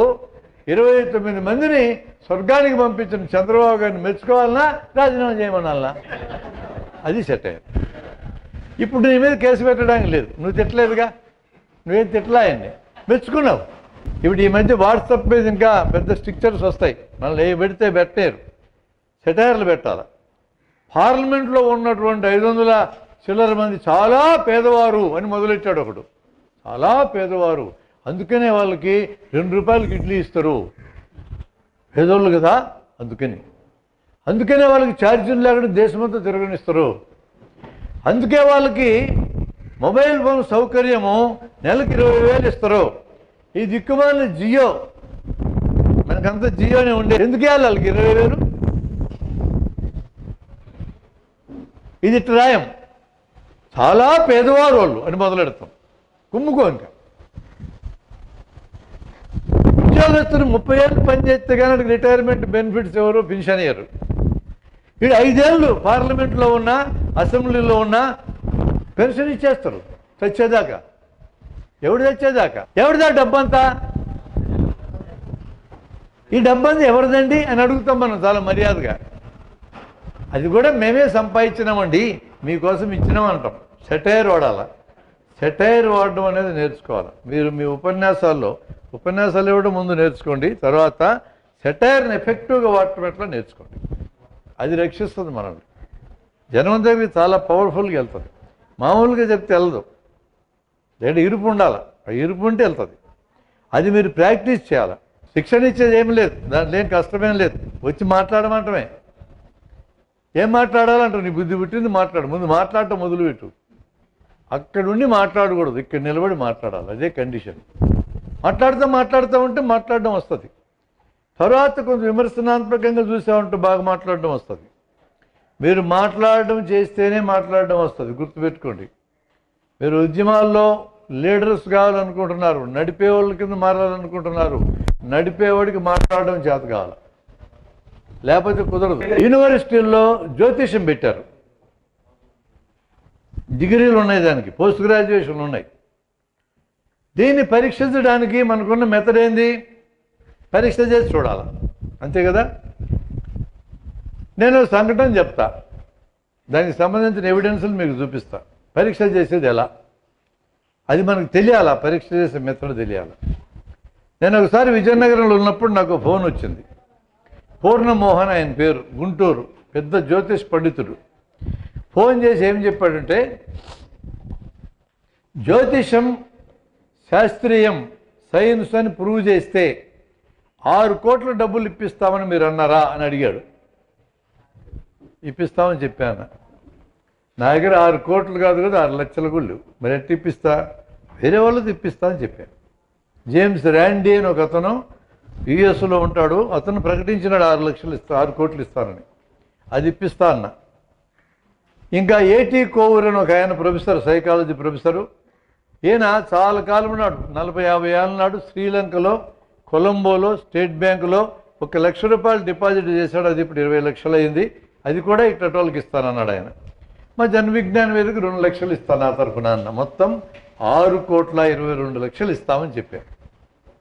అయితే జ్యోతిషం శాస్త్రము లేదా సైన్స్ అని ప్రూవ్ చేయాలి అంటే మెథడాలజీ మనం రాసుకోవాలి కదా అన్నం రాసుకోవాలన్నాడు అతను కూడా. ఈ లోపల అర్ధగంటలు ఇతని స్నేహితుడు ఇంకొతను శశిమౌలి అని పాలకోలు నుంచి అతను ఫోన్ చేసి మీరు ఇట్లా పందెం కాసినారంట కదంటే అవు కాసినా అన్న. మేమిద్దరం వస్తాం మీతో తెలుసుకోవడానికి అన్న. రావు తెలుసుకుందామన్నా. విజయవాడలో మేము గెలిచాం. కలిసినాక మేము పెట్టిన ప్రతిపాదన ఏంటంటే ప్రూవ్ చేయటం అంటే ఏంది, ఇది మనకు తెలియాలి. ప్రూవ్ చేయటం అంటే ఎవరైనా ఒక స్టేట్మెంట్ ఇస్తే ఆ స్టేట్మెంట్ ఒక పనికి సంబంధించింది అయితే ఆ పనిని తిరిగి చేసి చూపించటమే నిరూపించటం అంటే. మీకు అర్థమైందా? నిరూపణ అంటే డెఫినేషన్ చెప్తున్నా. ఒక పనిని నిరూపించటం అంటే తిరిగి చేసి చూపించటమే. నిప్పులో చేయబెడితే కాలుతుంది అని ఒక పని గురించి నేను చెప్పాను మీకు. నిరూపించను నువ్వు అడిగావు అంటే నేనేం చేయాలి? అప్పుడు మళ్ళా నిప్పులో చేయబెట్టి కాలిందో లేదో నీకు చూపించాలా. అడిగింది ఎవరు? ఈ అమ్మాయి అడిగితే ఈ అమ్మాయి చేయబెట్టాలా, ఆయన అడిగితే ఆయన చేయబెట్టాలి. నా చేయి నేను ఎందుకు పెట్టుకుంటా? నేను ఆల్రెడీ పెట్టినాక ఒకసారి నాకు కాలిందంటున్నాక ఇప్పుడు మీ చేతులు పెట్టి చూడాలి. ఎవడికి అనుమానం వస్తే అటు చేయబెట్టాలి. అంతేనా? నిరూపించడం అంటే అంతే. ప్రయోగం అంటే అదే అర్థం. చేసి చూపించటమే, తిరిగి చేసి చూపించటమే. ఇప్పుడు జ్యోతిష్యంలో ప్రయోగం అంటే ఏందని మాట్లాడుకున్నాం. మాకు రకరకాల శాస్త్రాలు ఉన్నాయండి అన్నారు. మీరు ఏ శాస్త్రం ప్రకారం జ్యోతిష్యం చెప్తారో మేము అడగమన్నాం. వాళ్ళకి ఫ్రీడమ్ ఇచ్చాం. మేము లెక్కలు కూడా రకరకాలుగా వేసుకుంటామండి అన్నారు. మీ ఇష్టం వచ్చినట్టు వేసుకో అన్నాం. ఇవన్నీ వేసుకొని మీరు ఏం చెప్తారో అని అడిగాం. ఒక మనిషి పుట్టిన తేదీ, పుట్టిన సమయము, పుట్టిన ప్లేసు ఆయనకి ఇచ్చాను. ఆ మూడు చెప్తే మేము 65 అంశాలు చెప్తాము. జరిగినవి, జరుగుతున్నవి, జరగబోయేవి అన్నారు. 65 మరి ఎక్కువగా ఉన్నాయా అన్నాం మేము. చివరికి 13కి దించాం మేము. ఏమేం చెప్తారంటే ఏమేమి ఇస్తాం మనము? తేదీ, సమయము, ప్లేస్, అంతే. ఇంకేమి ఇయ్యక్కర్లా. గ్రహగతులను బట్టి గ్రహాలన్నీ లెక్కలేసుకుని వాళ్ళు చెప్తారు జరిగినాయన్నీ, జరగబోయేవన్నీ. ఇది బాగుందే బాగాలేదా? జరగబోయే కూడా తెలిస్తే బాగానే ఉంటుంది కదా. మనం ఏం ఉద్యోగం వస్తుందో, ఎంత ఆదాయం వస్తుందో ముందే తెలిసి థ్రిల్ ఉంటుంది లైఫ్లో. అన్నీ ముందే తెలిస్తే ఏం థ్రిల్ ఉంటుంది కదా. అయినా కూడా చెప్తామన్నారు వాళ్ళు. జరగబోయే వాటిని పరీక్ష చేయాలంటే ఆ టైం దాకా ఆగాలి. కాబట్టి మేమేమన్నామంటే జరిగినవి చెప్పండి ముందన్నాం. జరిగిపోయినవి చూసుకోవడానికి వీలవుతుంది.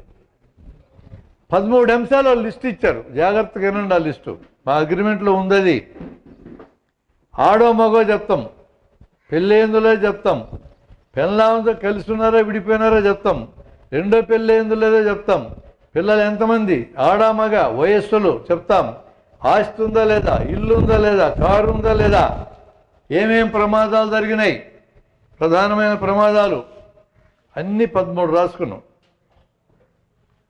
మేమేం చెప్పామంటే మేము ఒక 19 పేర్లు ఇస్తాం.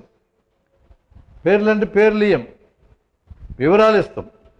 ఈ 19 మందికి మీరు రాసుకొని రండి ఈ 13 అంశాలు.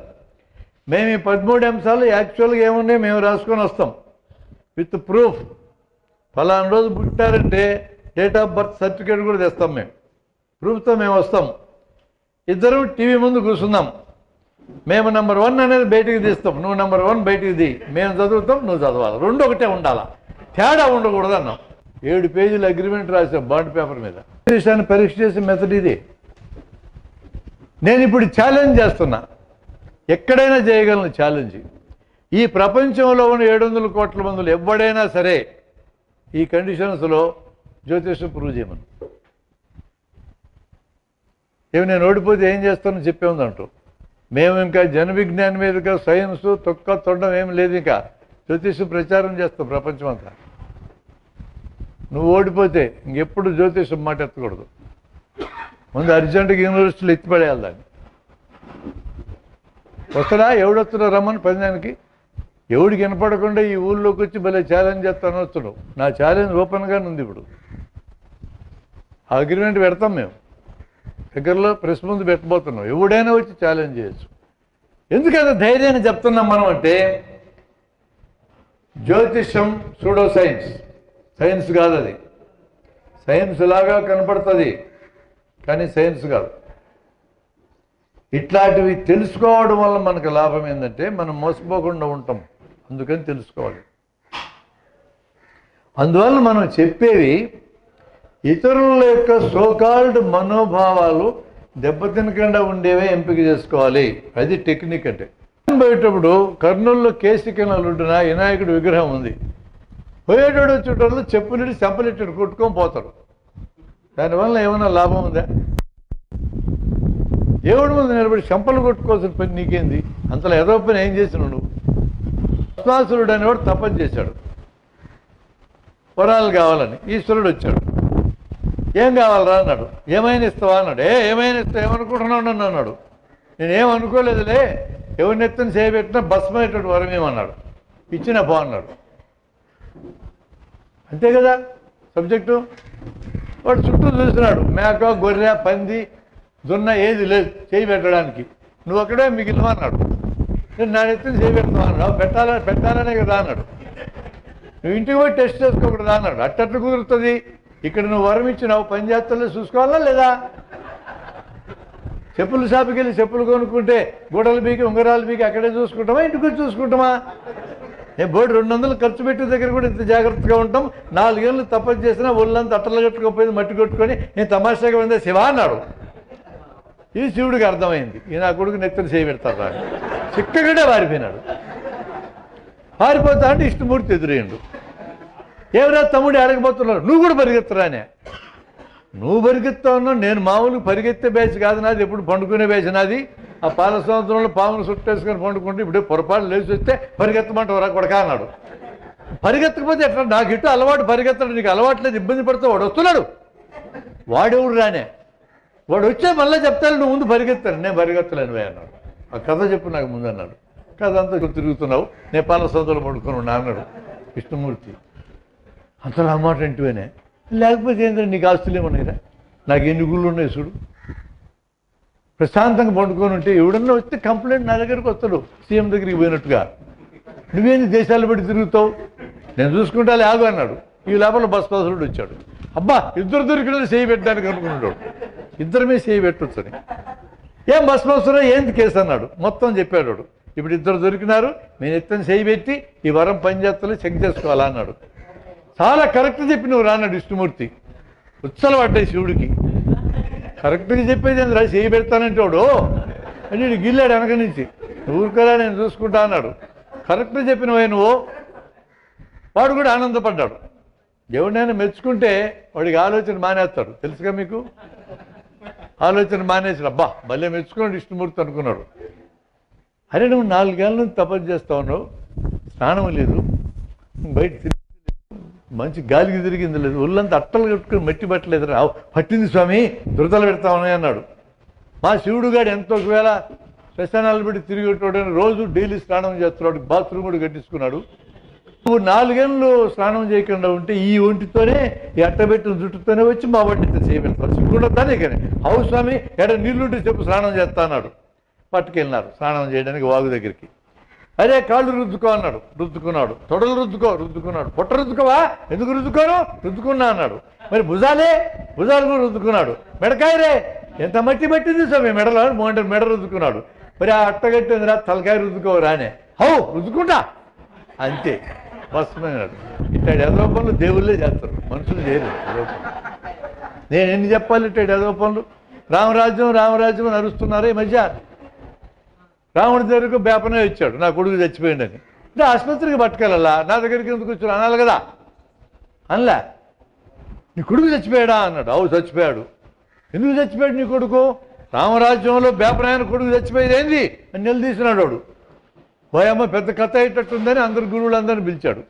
వీడెవడో కొడుకు చచ్చిపోయినట్టు చూడండి అని గురువులందరూ మీటింగ్ వేసుకొని, రామరాజ్యంలో బేపనాయన చచ్చిపోతున్నట్టు ఏదో అనర్థం జరుగుతూ ఉంది దేశంలో అనేటు చూసి, మరి ఆ అడవిలో చెట్ల కింద శంభుకుడు అనేటువంటి తపస్సు చేస్తున్నాడు, వేదాలు చదువుతున్నాడు, అందుకని బేపనే కొడుకు చచ్చిపోయాడు అని చెప్పారు వీళ్ళు.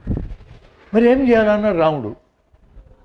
ఏమి చేసేది ఎందుకు స్వామి, మాట మంత్రి లేకుండా పట్టెక్కినాడు మెరకాయ నరకాలన్నాడు. బయలుదేరాడు రాముడు. ఈ బేపన వాళ్ళని వెంట పెట్టుకొని, గురువులందరిని వెంట పెట్టుకొని. ఈ కొడుకు చచ్చిపోయినాడు కూడా బయలుదేరి, ఎటు పని లేదుగా కొడుకు చచ్చిపోయిన అక్కడికి ఇలాంటి బయలుదేరినవాడు కూడా. శంభుగుడు తపస్సు చేస్తున్నాడు, శూద్రుడు అతను, అంటే మన కేటగిరీ. టక్కన కత్తి నరికేసినాడు. ఇట్లాంటి పని ఎవడన్నా చేస్తే ఇప్పుడు ఏం చేస్తారు? రామరాజ్యం అట్లాంటిది కావాలి మనకి ఇప్పుడు కదా. భార్య మీద అనుమానం వస్తే నిప్పుల్లో తోసేసినాడు సారు, తెలుసుగా. పవిత్రతను నువ్వు టెస్ట్ చేసుకొని, ఆ మహాతల్లి కాబట్టి నిప్పుల్లోకి వెళ్ళడం వల్ల బయటకు వచ్చింది కథ కాబట్టి. బయటకు వచ్చినా ఊరుకోవాలిగా, ఊరుకున్నాడా మన స్వామి? మళ్ళీ అయోధ్య పోయినాక ఏం చేసినాడు? వాడెవడు ఫుల్ తాగి సాగలు తిప్పని డైలాగులు కొడితే చెప్పా పెట్టుకుని అడవికి పంపించినాడు భార్యని. గర్భిణీగా ఉన్నప్పుడు భార్యని వదిలేసి అడవిలో పంపిస్తే గృహహింస చట్టం కింద ఎన్నాళ్ళ లోపల నూగుతారు?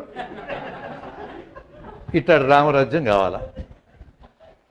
మీరు మాట్లాడేవాడు జాగ్రత్తగా మాట్లాడండి. ఇట్లా పనికిమాల రాజ్యం కాదు రావాల్సింది. ఇది ఎక్కడ మాట్లాడాలి అక్కడే మాట్లాడాలా. ఇది మాట్లాడేటప్పుడు ఇందాక చెప్పిన మెథడ్ వాడుకోవాలి, సెటైర్ మెథడ్ వాడుకోవాలి. చాలా గొప్పవాడు రావడం స్టార్ట్ అవుతాను నేనైతే. ఎంత గొప్పవాడంటే భార్య మీద అనుమానం వస్తే టెస్ట్ చేసుకున్నాడా? టెస్ట్ చేసుకునే మెకానిజం తెలుసా ఆయనకి. అందుకని నిప్పుల్లోకి బొమ్మనుడు మనకు తెలియదు ఆ మెకానిజం. అందుకని పుట్టిక్కిన చంపుతాం, భార్యల్ని చంపకూడదు, అటు నిప్పుల్లో పెట్టాలా అని చెప్తాను నేనైతే. ఏమనుకుంటారు అనుకోమను, చెప్పే తీరును మార్చాలంతే. ఇట్లాంటివి మనం కొన్ని స్టాక్ తయారు చేసి పెట్టుకోవాలి. మీ నోట్స్లో రాసి పెట్టుకోండి.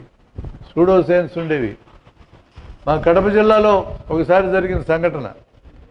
నేను ఋషికేశ్లో తపస్సు చేసిన, గొప్ప గొప్ప మంత్రాలు నేర్చుకున్నా, నా మంత్రం ప్రభావంతో బంగారాన్ని డబుల్ చేస్తా అన్నాడు. మీ ఇంట్లో బంగారం అంతా గొయ్యి తీసి పాతి పెట్టండి, నేను మంత్రం వేసేస్తే తెల్లారా 2 రెట్లు అయింది అన్నాడు. అవుతుందా? బంగారం డబుల్ అవుతుందా? ఒక పిల్లోడు అడిగాడు, ఇంత దూరం వచ్చి మా ఇంట్లో బంగారం డబుల్ చేసే పని ఏంది? నీ చేతికి ఉంగరం ఉంది కదా, బంగారం ఉందే కదా అన్నాడు. బంగారం ఉందే అన్నాడు. అది మీ ఇంట్లోనే గొయ్యి తీసి పాతిపెట్టి రేపటికి 2, ఎల్లుండికి 4, ఆవులుండికి 8 అటు చేసుకుంటూ ఒక ఏడాది పాటు బండ్లు ఉంగరాలు అవుతాయి కదా అన్నాడు. ఈ పిల్లోడు అడిగింది కరెక్టేనా? పిల్లలకి ఇంకా తెలివి ఉంది. మన విద్యాలయాల్లో తెలివి లేకుండా చేస్తున్నాం. చాలా సహజంగా పిల్లలకి తెలివి ఉంటుంది, పెద్దయినాక తెలివి పోతుంది. ఎందుకు పోతుంది? తల్లిదండ్రులు చాలా జాగ్రత్తగాను, విద్యాలయాలు ఇంకా జాగ్రత్తగాను తెలివి లేకుండా చేస్తారు. ప్రశ్నించడాన్ని రద్దు చేస్తారు. ప్రశ్నించడం రద్దు చేస్తే నాశనం అయిపోతాం. కాబట్టి మనం నేర్పాల్సింది తిరిగి మళ్ళీ ప్రశ్నించడం నేర్పడమే. ఇప్పుడు దీన్ని అనకుండా తిరిగి చెప్తా మీకు. ఇట్లాంటి సంఘటనలు చాలా మనం చెప్పుకోవచ్చు. సూడో సైన్స్ అనబడే సంఘటనలు. మీరు వాట్సాప్ తెరిస్తే కొన్ని పోస్టింగ్లు కానుపుంకం వస్తూ ఉంటాయి. సూర్యుడిలో ఓమని శబ్దం వినపడుతుంది అంటాడు ఒకడు. నీకెట్టని పడిందిరా సూర్యుడి దగ్గర వచ్చే శబ్దం? అంత దూరం నేను దూరం సౌండ్ ట్రావెల్ చేస్తా, అసలు కాంతి ప్రయాణం చేస్తా కదా, సౌండ్ ఇంత దూరం వస్తుందా? నీకు వినపడదు అంటున్నాడు. అట్లా ఈ రోజున చదువుకున్న వాళ్ళని దారి తప్పించడానికి కొన్ని వేల మంది నిత్యము పనిచేస్తూ ఉన్నారు. ముందు టీచర్లను పట్టుకోండి. 100 మంది కాబట్టి అందరిని కలిపితే 100-200 అవుతారు. ప్రతి ఊళ్ళో ఈ టీచర్లతో నెలకొకసారి కలవండి. మంచి టీచర్లు వీళ్ళు. వీళ్ళ చిన్న కోరిక కోరండి. ఏమంటే, మీరు రెగ్యులర్గా బడికి పోయేటోళ్ళే, మీ గురించి మాకేమీ సమస్య లేదు. క్లాస్ రూమ్లో ఉన్న 45 నిమిషాల్లో ఒక 5 నిమిషాలు పాఠం కాకుండా పిల్లలకి పనికొచ్చే మాట్లాడండి.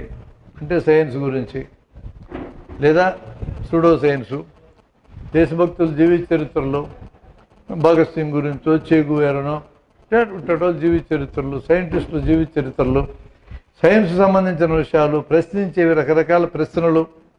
ఈ ప్యాకేజీ మా దగ్గర తయారు చేసిన ప్యాకేజీ 35 పేజీలు ఉంది. ఈ ప్యాకేజీ మీద ఇప్పుడు వివరణలు రాస్తున్నాం. ఒక 370 ఆర్టికల్స్ తయారైనవి. ఇవన్నీ మీతో షేర్ చేసుకుంటాం. మా పిల్లలు మీకు స్లిప్పులు పంపిస్తారు. ఆ స్లిప్పుల మీద మీ ఈమెయిల్ ఐడి, మీ ఫోన్ నెంబరు, పేరు రాసివ్వండి. మీతో మీ కాంటాక్ట్లో ఉంటాం. మెటీరియల్ ఇస్తుంటాం మీకు. ఈ 5 నిమిషాల్లో ఏమేం చెప్పచ్చు అనేది కానీ మీ దగ్గర సబ్జెక్ట్ ఉంటే ఈ టీచర్లతో ఇంటరాక్ట్ కాండి. ఈ టీచర్లే రేపు పొద్దున మనకి ఉపయోగపడేది. వాళ్ళు చేసిన తప్పు మనం చేయక్కర్లా. వాళ్ళు ఏం చేసినారంటే భావజాలు నిర్మించడానికి సొంతంగా స్కూళ్ళు పెట్టి ఖర్చు పెట్టుకున్నారు. మనం సొంతంగా స్కూళ్ళు పెట్టొద్దు, ఉన్న స్కూల్ని వాడుకుందాం, ఖర్చు లేకుండా పని అవుతుంది. మంచి టీచర్లని ఒక్క స్కూల్లో 10 మంది టీచర్లు ఉన్న చోట ఒక్క టీచర్ను పట్టుకున్నా సరే వారంలో 25 సార్లు పిల్లలతో మాట్లాడతాడో 25 సార్లు. ఆ ఒక్క టీచర్కి ఉండాల్సిన క్యారెక్టర్ ఏంటంటే ఇది జాగ్రత్త. రెగ్యులర్గా బడికి వెళ్ళేవాడై ఉండాలి, పిల్లలంటే ప్రేమ ఉండేవాడు కావాలి. ఇవి రెండును కనిపెట్టడం తేలికే. మంచి టీచర్లు ఎవరి మండలంలో అంటే పనికిమాలిన ఎంఈఓని అడిగినా కూడా మంచి టీచర్లు పేర్లు ఇస్తారు. ప్రతి ఎంఈఓకి తెలుసు మంచి టీచర్లు అనేటోళ్ళు. మూడో క్యారెక్టర్ చాలా ఇంపార్టెంట్, ఇది గుర్తుపెట్టుకోండి. ఆ క్యారెక్టర్ ఏంటంటే ఒక్క టీచర్ ఇలాంటి పని చేసినప్పుడు మిగతా 9 మంది వెనక్కి లాగుతూ ఉంటారు. అది మన సహజ స్వభావం, ఎండ్రకాయ స్వభావం అంటారు దాన్ని. ఒక బొట్లో ఎండ్రకాయలు వేస్తే పైకెక్కి ఎండ్రకాయని మిగతా వెనక్కి బీగుతూ ఉంటాయి. ఈ స్వభావం ఉంటుంది. ఎవడైనా సరే వెనక్కి బీగితే ఈ టీచర్ ఏం చెప్పాలంటే నేను క్లాస్ రూమ్లో 5 నిమిషాలు చెప్పేదే నువ్వు కూడా చెప్తే చెప్పు, లేకపోతే నోరు మూసుకు కొడక నా జోలు రాకు అనే ముండోడు కావాలా. ఈ ముండోళ్ళు మనకు దొరుకుతారు. ఈ ముండోళ్ళని కానీ సంపాదించి స్కూల్కి ఒకరిని తయారు చేస్తే ఇక్కడ మన అడ్వాంటేజ్ చెప్తున్నా. సెంటర్లో కస్తూరి రంగన్ కొత్త విద్యా విధానం పెట్టినా, స్టేట్ గవర్నమెంట్ సహకరించకపోయినా, డిఈఓ ఎంఈఓ సహకరించకపోయినా క్లాస్ రూమ్లో టీచరే ఫైనలో వీడేం చెప్తే అది అక్కడ అమలు జరుగుతుంది. Yes or no, is final. టీచర్ని పట్టుకుంటున్నాను నేను, మిగతా తోలిపోవద్దు. ఇప్పుడు మనకు అంతకంటే ఆధారం లేదు. మీరు నెక్స్ట్ ఎన్నికల్లో కూడా మోడీని ఓడించలేరు, నేను ముందే చెప్తున్నా. నెక్స్ట్ ఎన్నికల కల్లా ఈయన రూపు పెట్టి ఉండదు. ఇంటర్ సగం ఇంటర్ అవుతాడు, ఆ తర్వాత ఎన్నికలకి పూర్తి ఇట్లా వచ్చేస్తాడు. వాడిని అక్కడేం చేయలేనప్పుడు ఇక్కడ పెట్టండి. అడిగి ఒక 10 ఏళ్ళు మనం కానీ విద్యార్థులతో ఇంటరాక్ట్ అయ్యే ఈ టీచర్ల సంఖ్యను పెంచామంటే 10 ఏళ్ళకి పిల్లలందరూ మనలాగా పెద్దోళ్ళు అవుతారో వాడి సంగతి వాళ్ళు చూసుకుంటారు. నీకు ఏం కష్టం లేకుండా అయ్యే పని ఇది. దీనికి ఎంత కష్టం మనకి చెప్పండి. మీరు మొబైల్ ఫోన్ తెరవాలి, మీ లిస్టులోంచి మనకు పనికొచ్చే వాళ్ళు లిస్ట్ వేయాలి, టీచర్లు లిస్ట్ వేయాలి.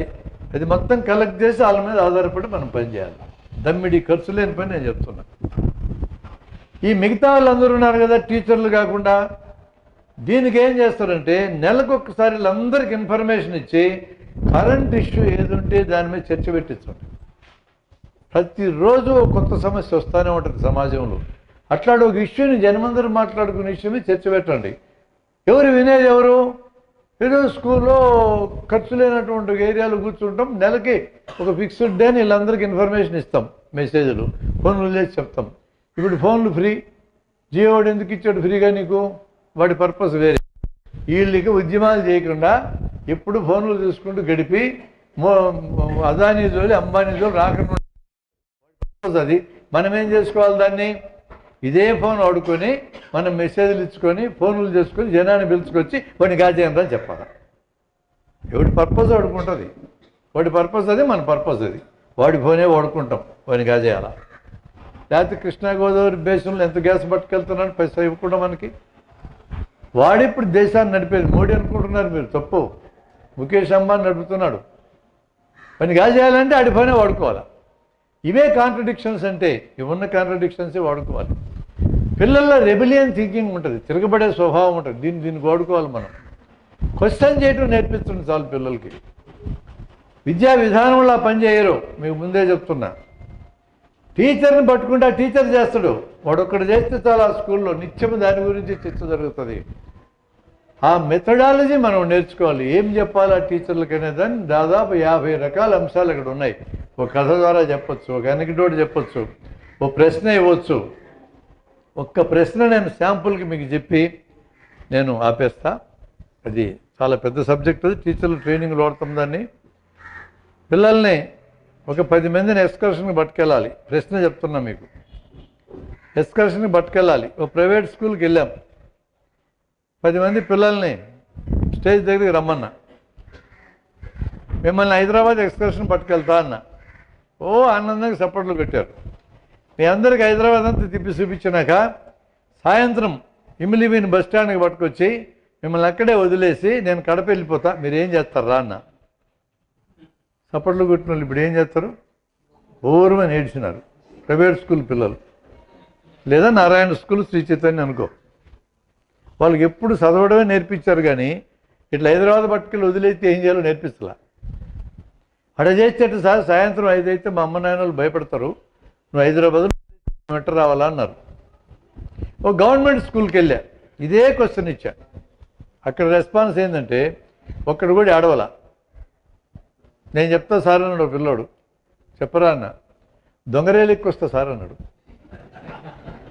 దొంగరేలు మనకు కూడా చెలో అంటే దొంగరేలు మన హక్కు అది. ఇంకొకడు లారీ ఎక్కువ వస్తా సార్ అన్నాడు. మరొకడు ఎటు ఆర్టీసీ బస్ స్టాండ్ వదిలేవు కదా సార్, పైనకి పండుకుంటా అన్నాడు. ఇంకోటి సీట్ల కింద దాక్కుంటా అన్నాడు. లారీ ఎక్కువ వస్తానని అడిగా. డబ్బులు అడుగుతాడు కదరా అన్న. అవు లేవు సార్ నా దగ్గర అన్నాడు. కొన్ని బతిమలు అడుగుకుంటా అన్నాడు. వాడు దించేస్తే ఏం చేస్తావు అన్న. దించేస్తే ఏం చేస్తాం సార్, ఇంకో లారీ ఎక్కుతా అన్నాడు.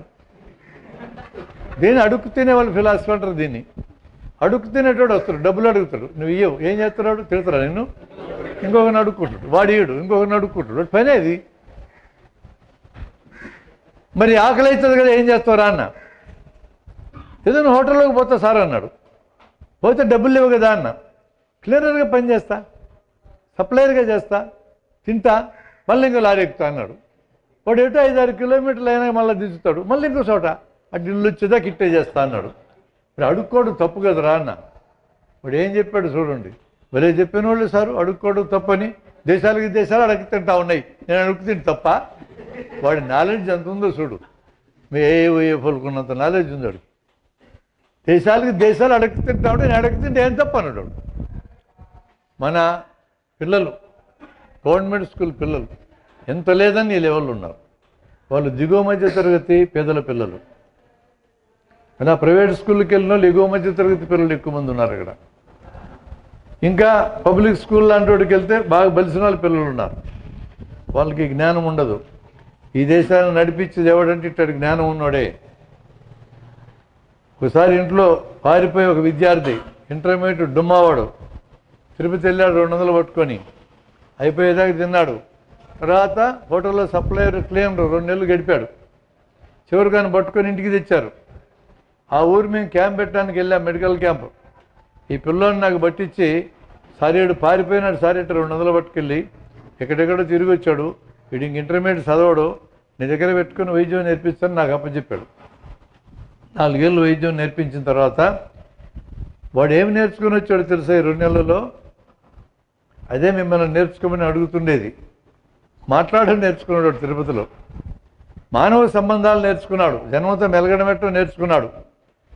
వాడి దగ్గర ఆ ప్రత్యేకమైన విద్య ఉన్నది నేను గమనించి వాడిని నేను మా హాస్పిటల్లో పిఆర్ఓ కింద పెట్టా. ఏంటంటే పిఆర్ఓ అంటే పబ్లిక్ రిలేషన్స్ ఆఫీసర్, పెద్ద పేరు ఇచ్చాడికి. వాడు చదివింది ఏంటి? ఇంటర్మీడియట్ ఫస్ట్ ఇయర్ పాస్ కాలే. వాడి జీతం ఎంతో తెలుసు ఆ టైంలో? ఇప్పటికి 15 ఏళ్ళ నాటి సంగతి చెప్తున్నా. నా సీనియర్ స్టాఫ్కి 5,000 ఇచ్చేవాడిని అప్పుడు. వీడికి 15,000 ఇచ్చా. 15,000 సంపాదించి వాడికి ఎట్లా మారాడు? వాడు ఏమి నేర్చుకునేందుకు మారాడు? చదువు వచ్చినందుక? జనంతో మాట్లాడడం చేతనైనందుకు. అందుకనే మాట్లాడడం నేర్చుకోవాలి. మీరు ఉద్యమాలు ఎదగాలన్నా జీవితంలో ఎదగాలన్నా ముందు మాట్లాడటం నేర్చుకోవాలి. ముందు ఆ విద్యను పట్టుకొని పోండి ఇక్కడి నుంచి.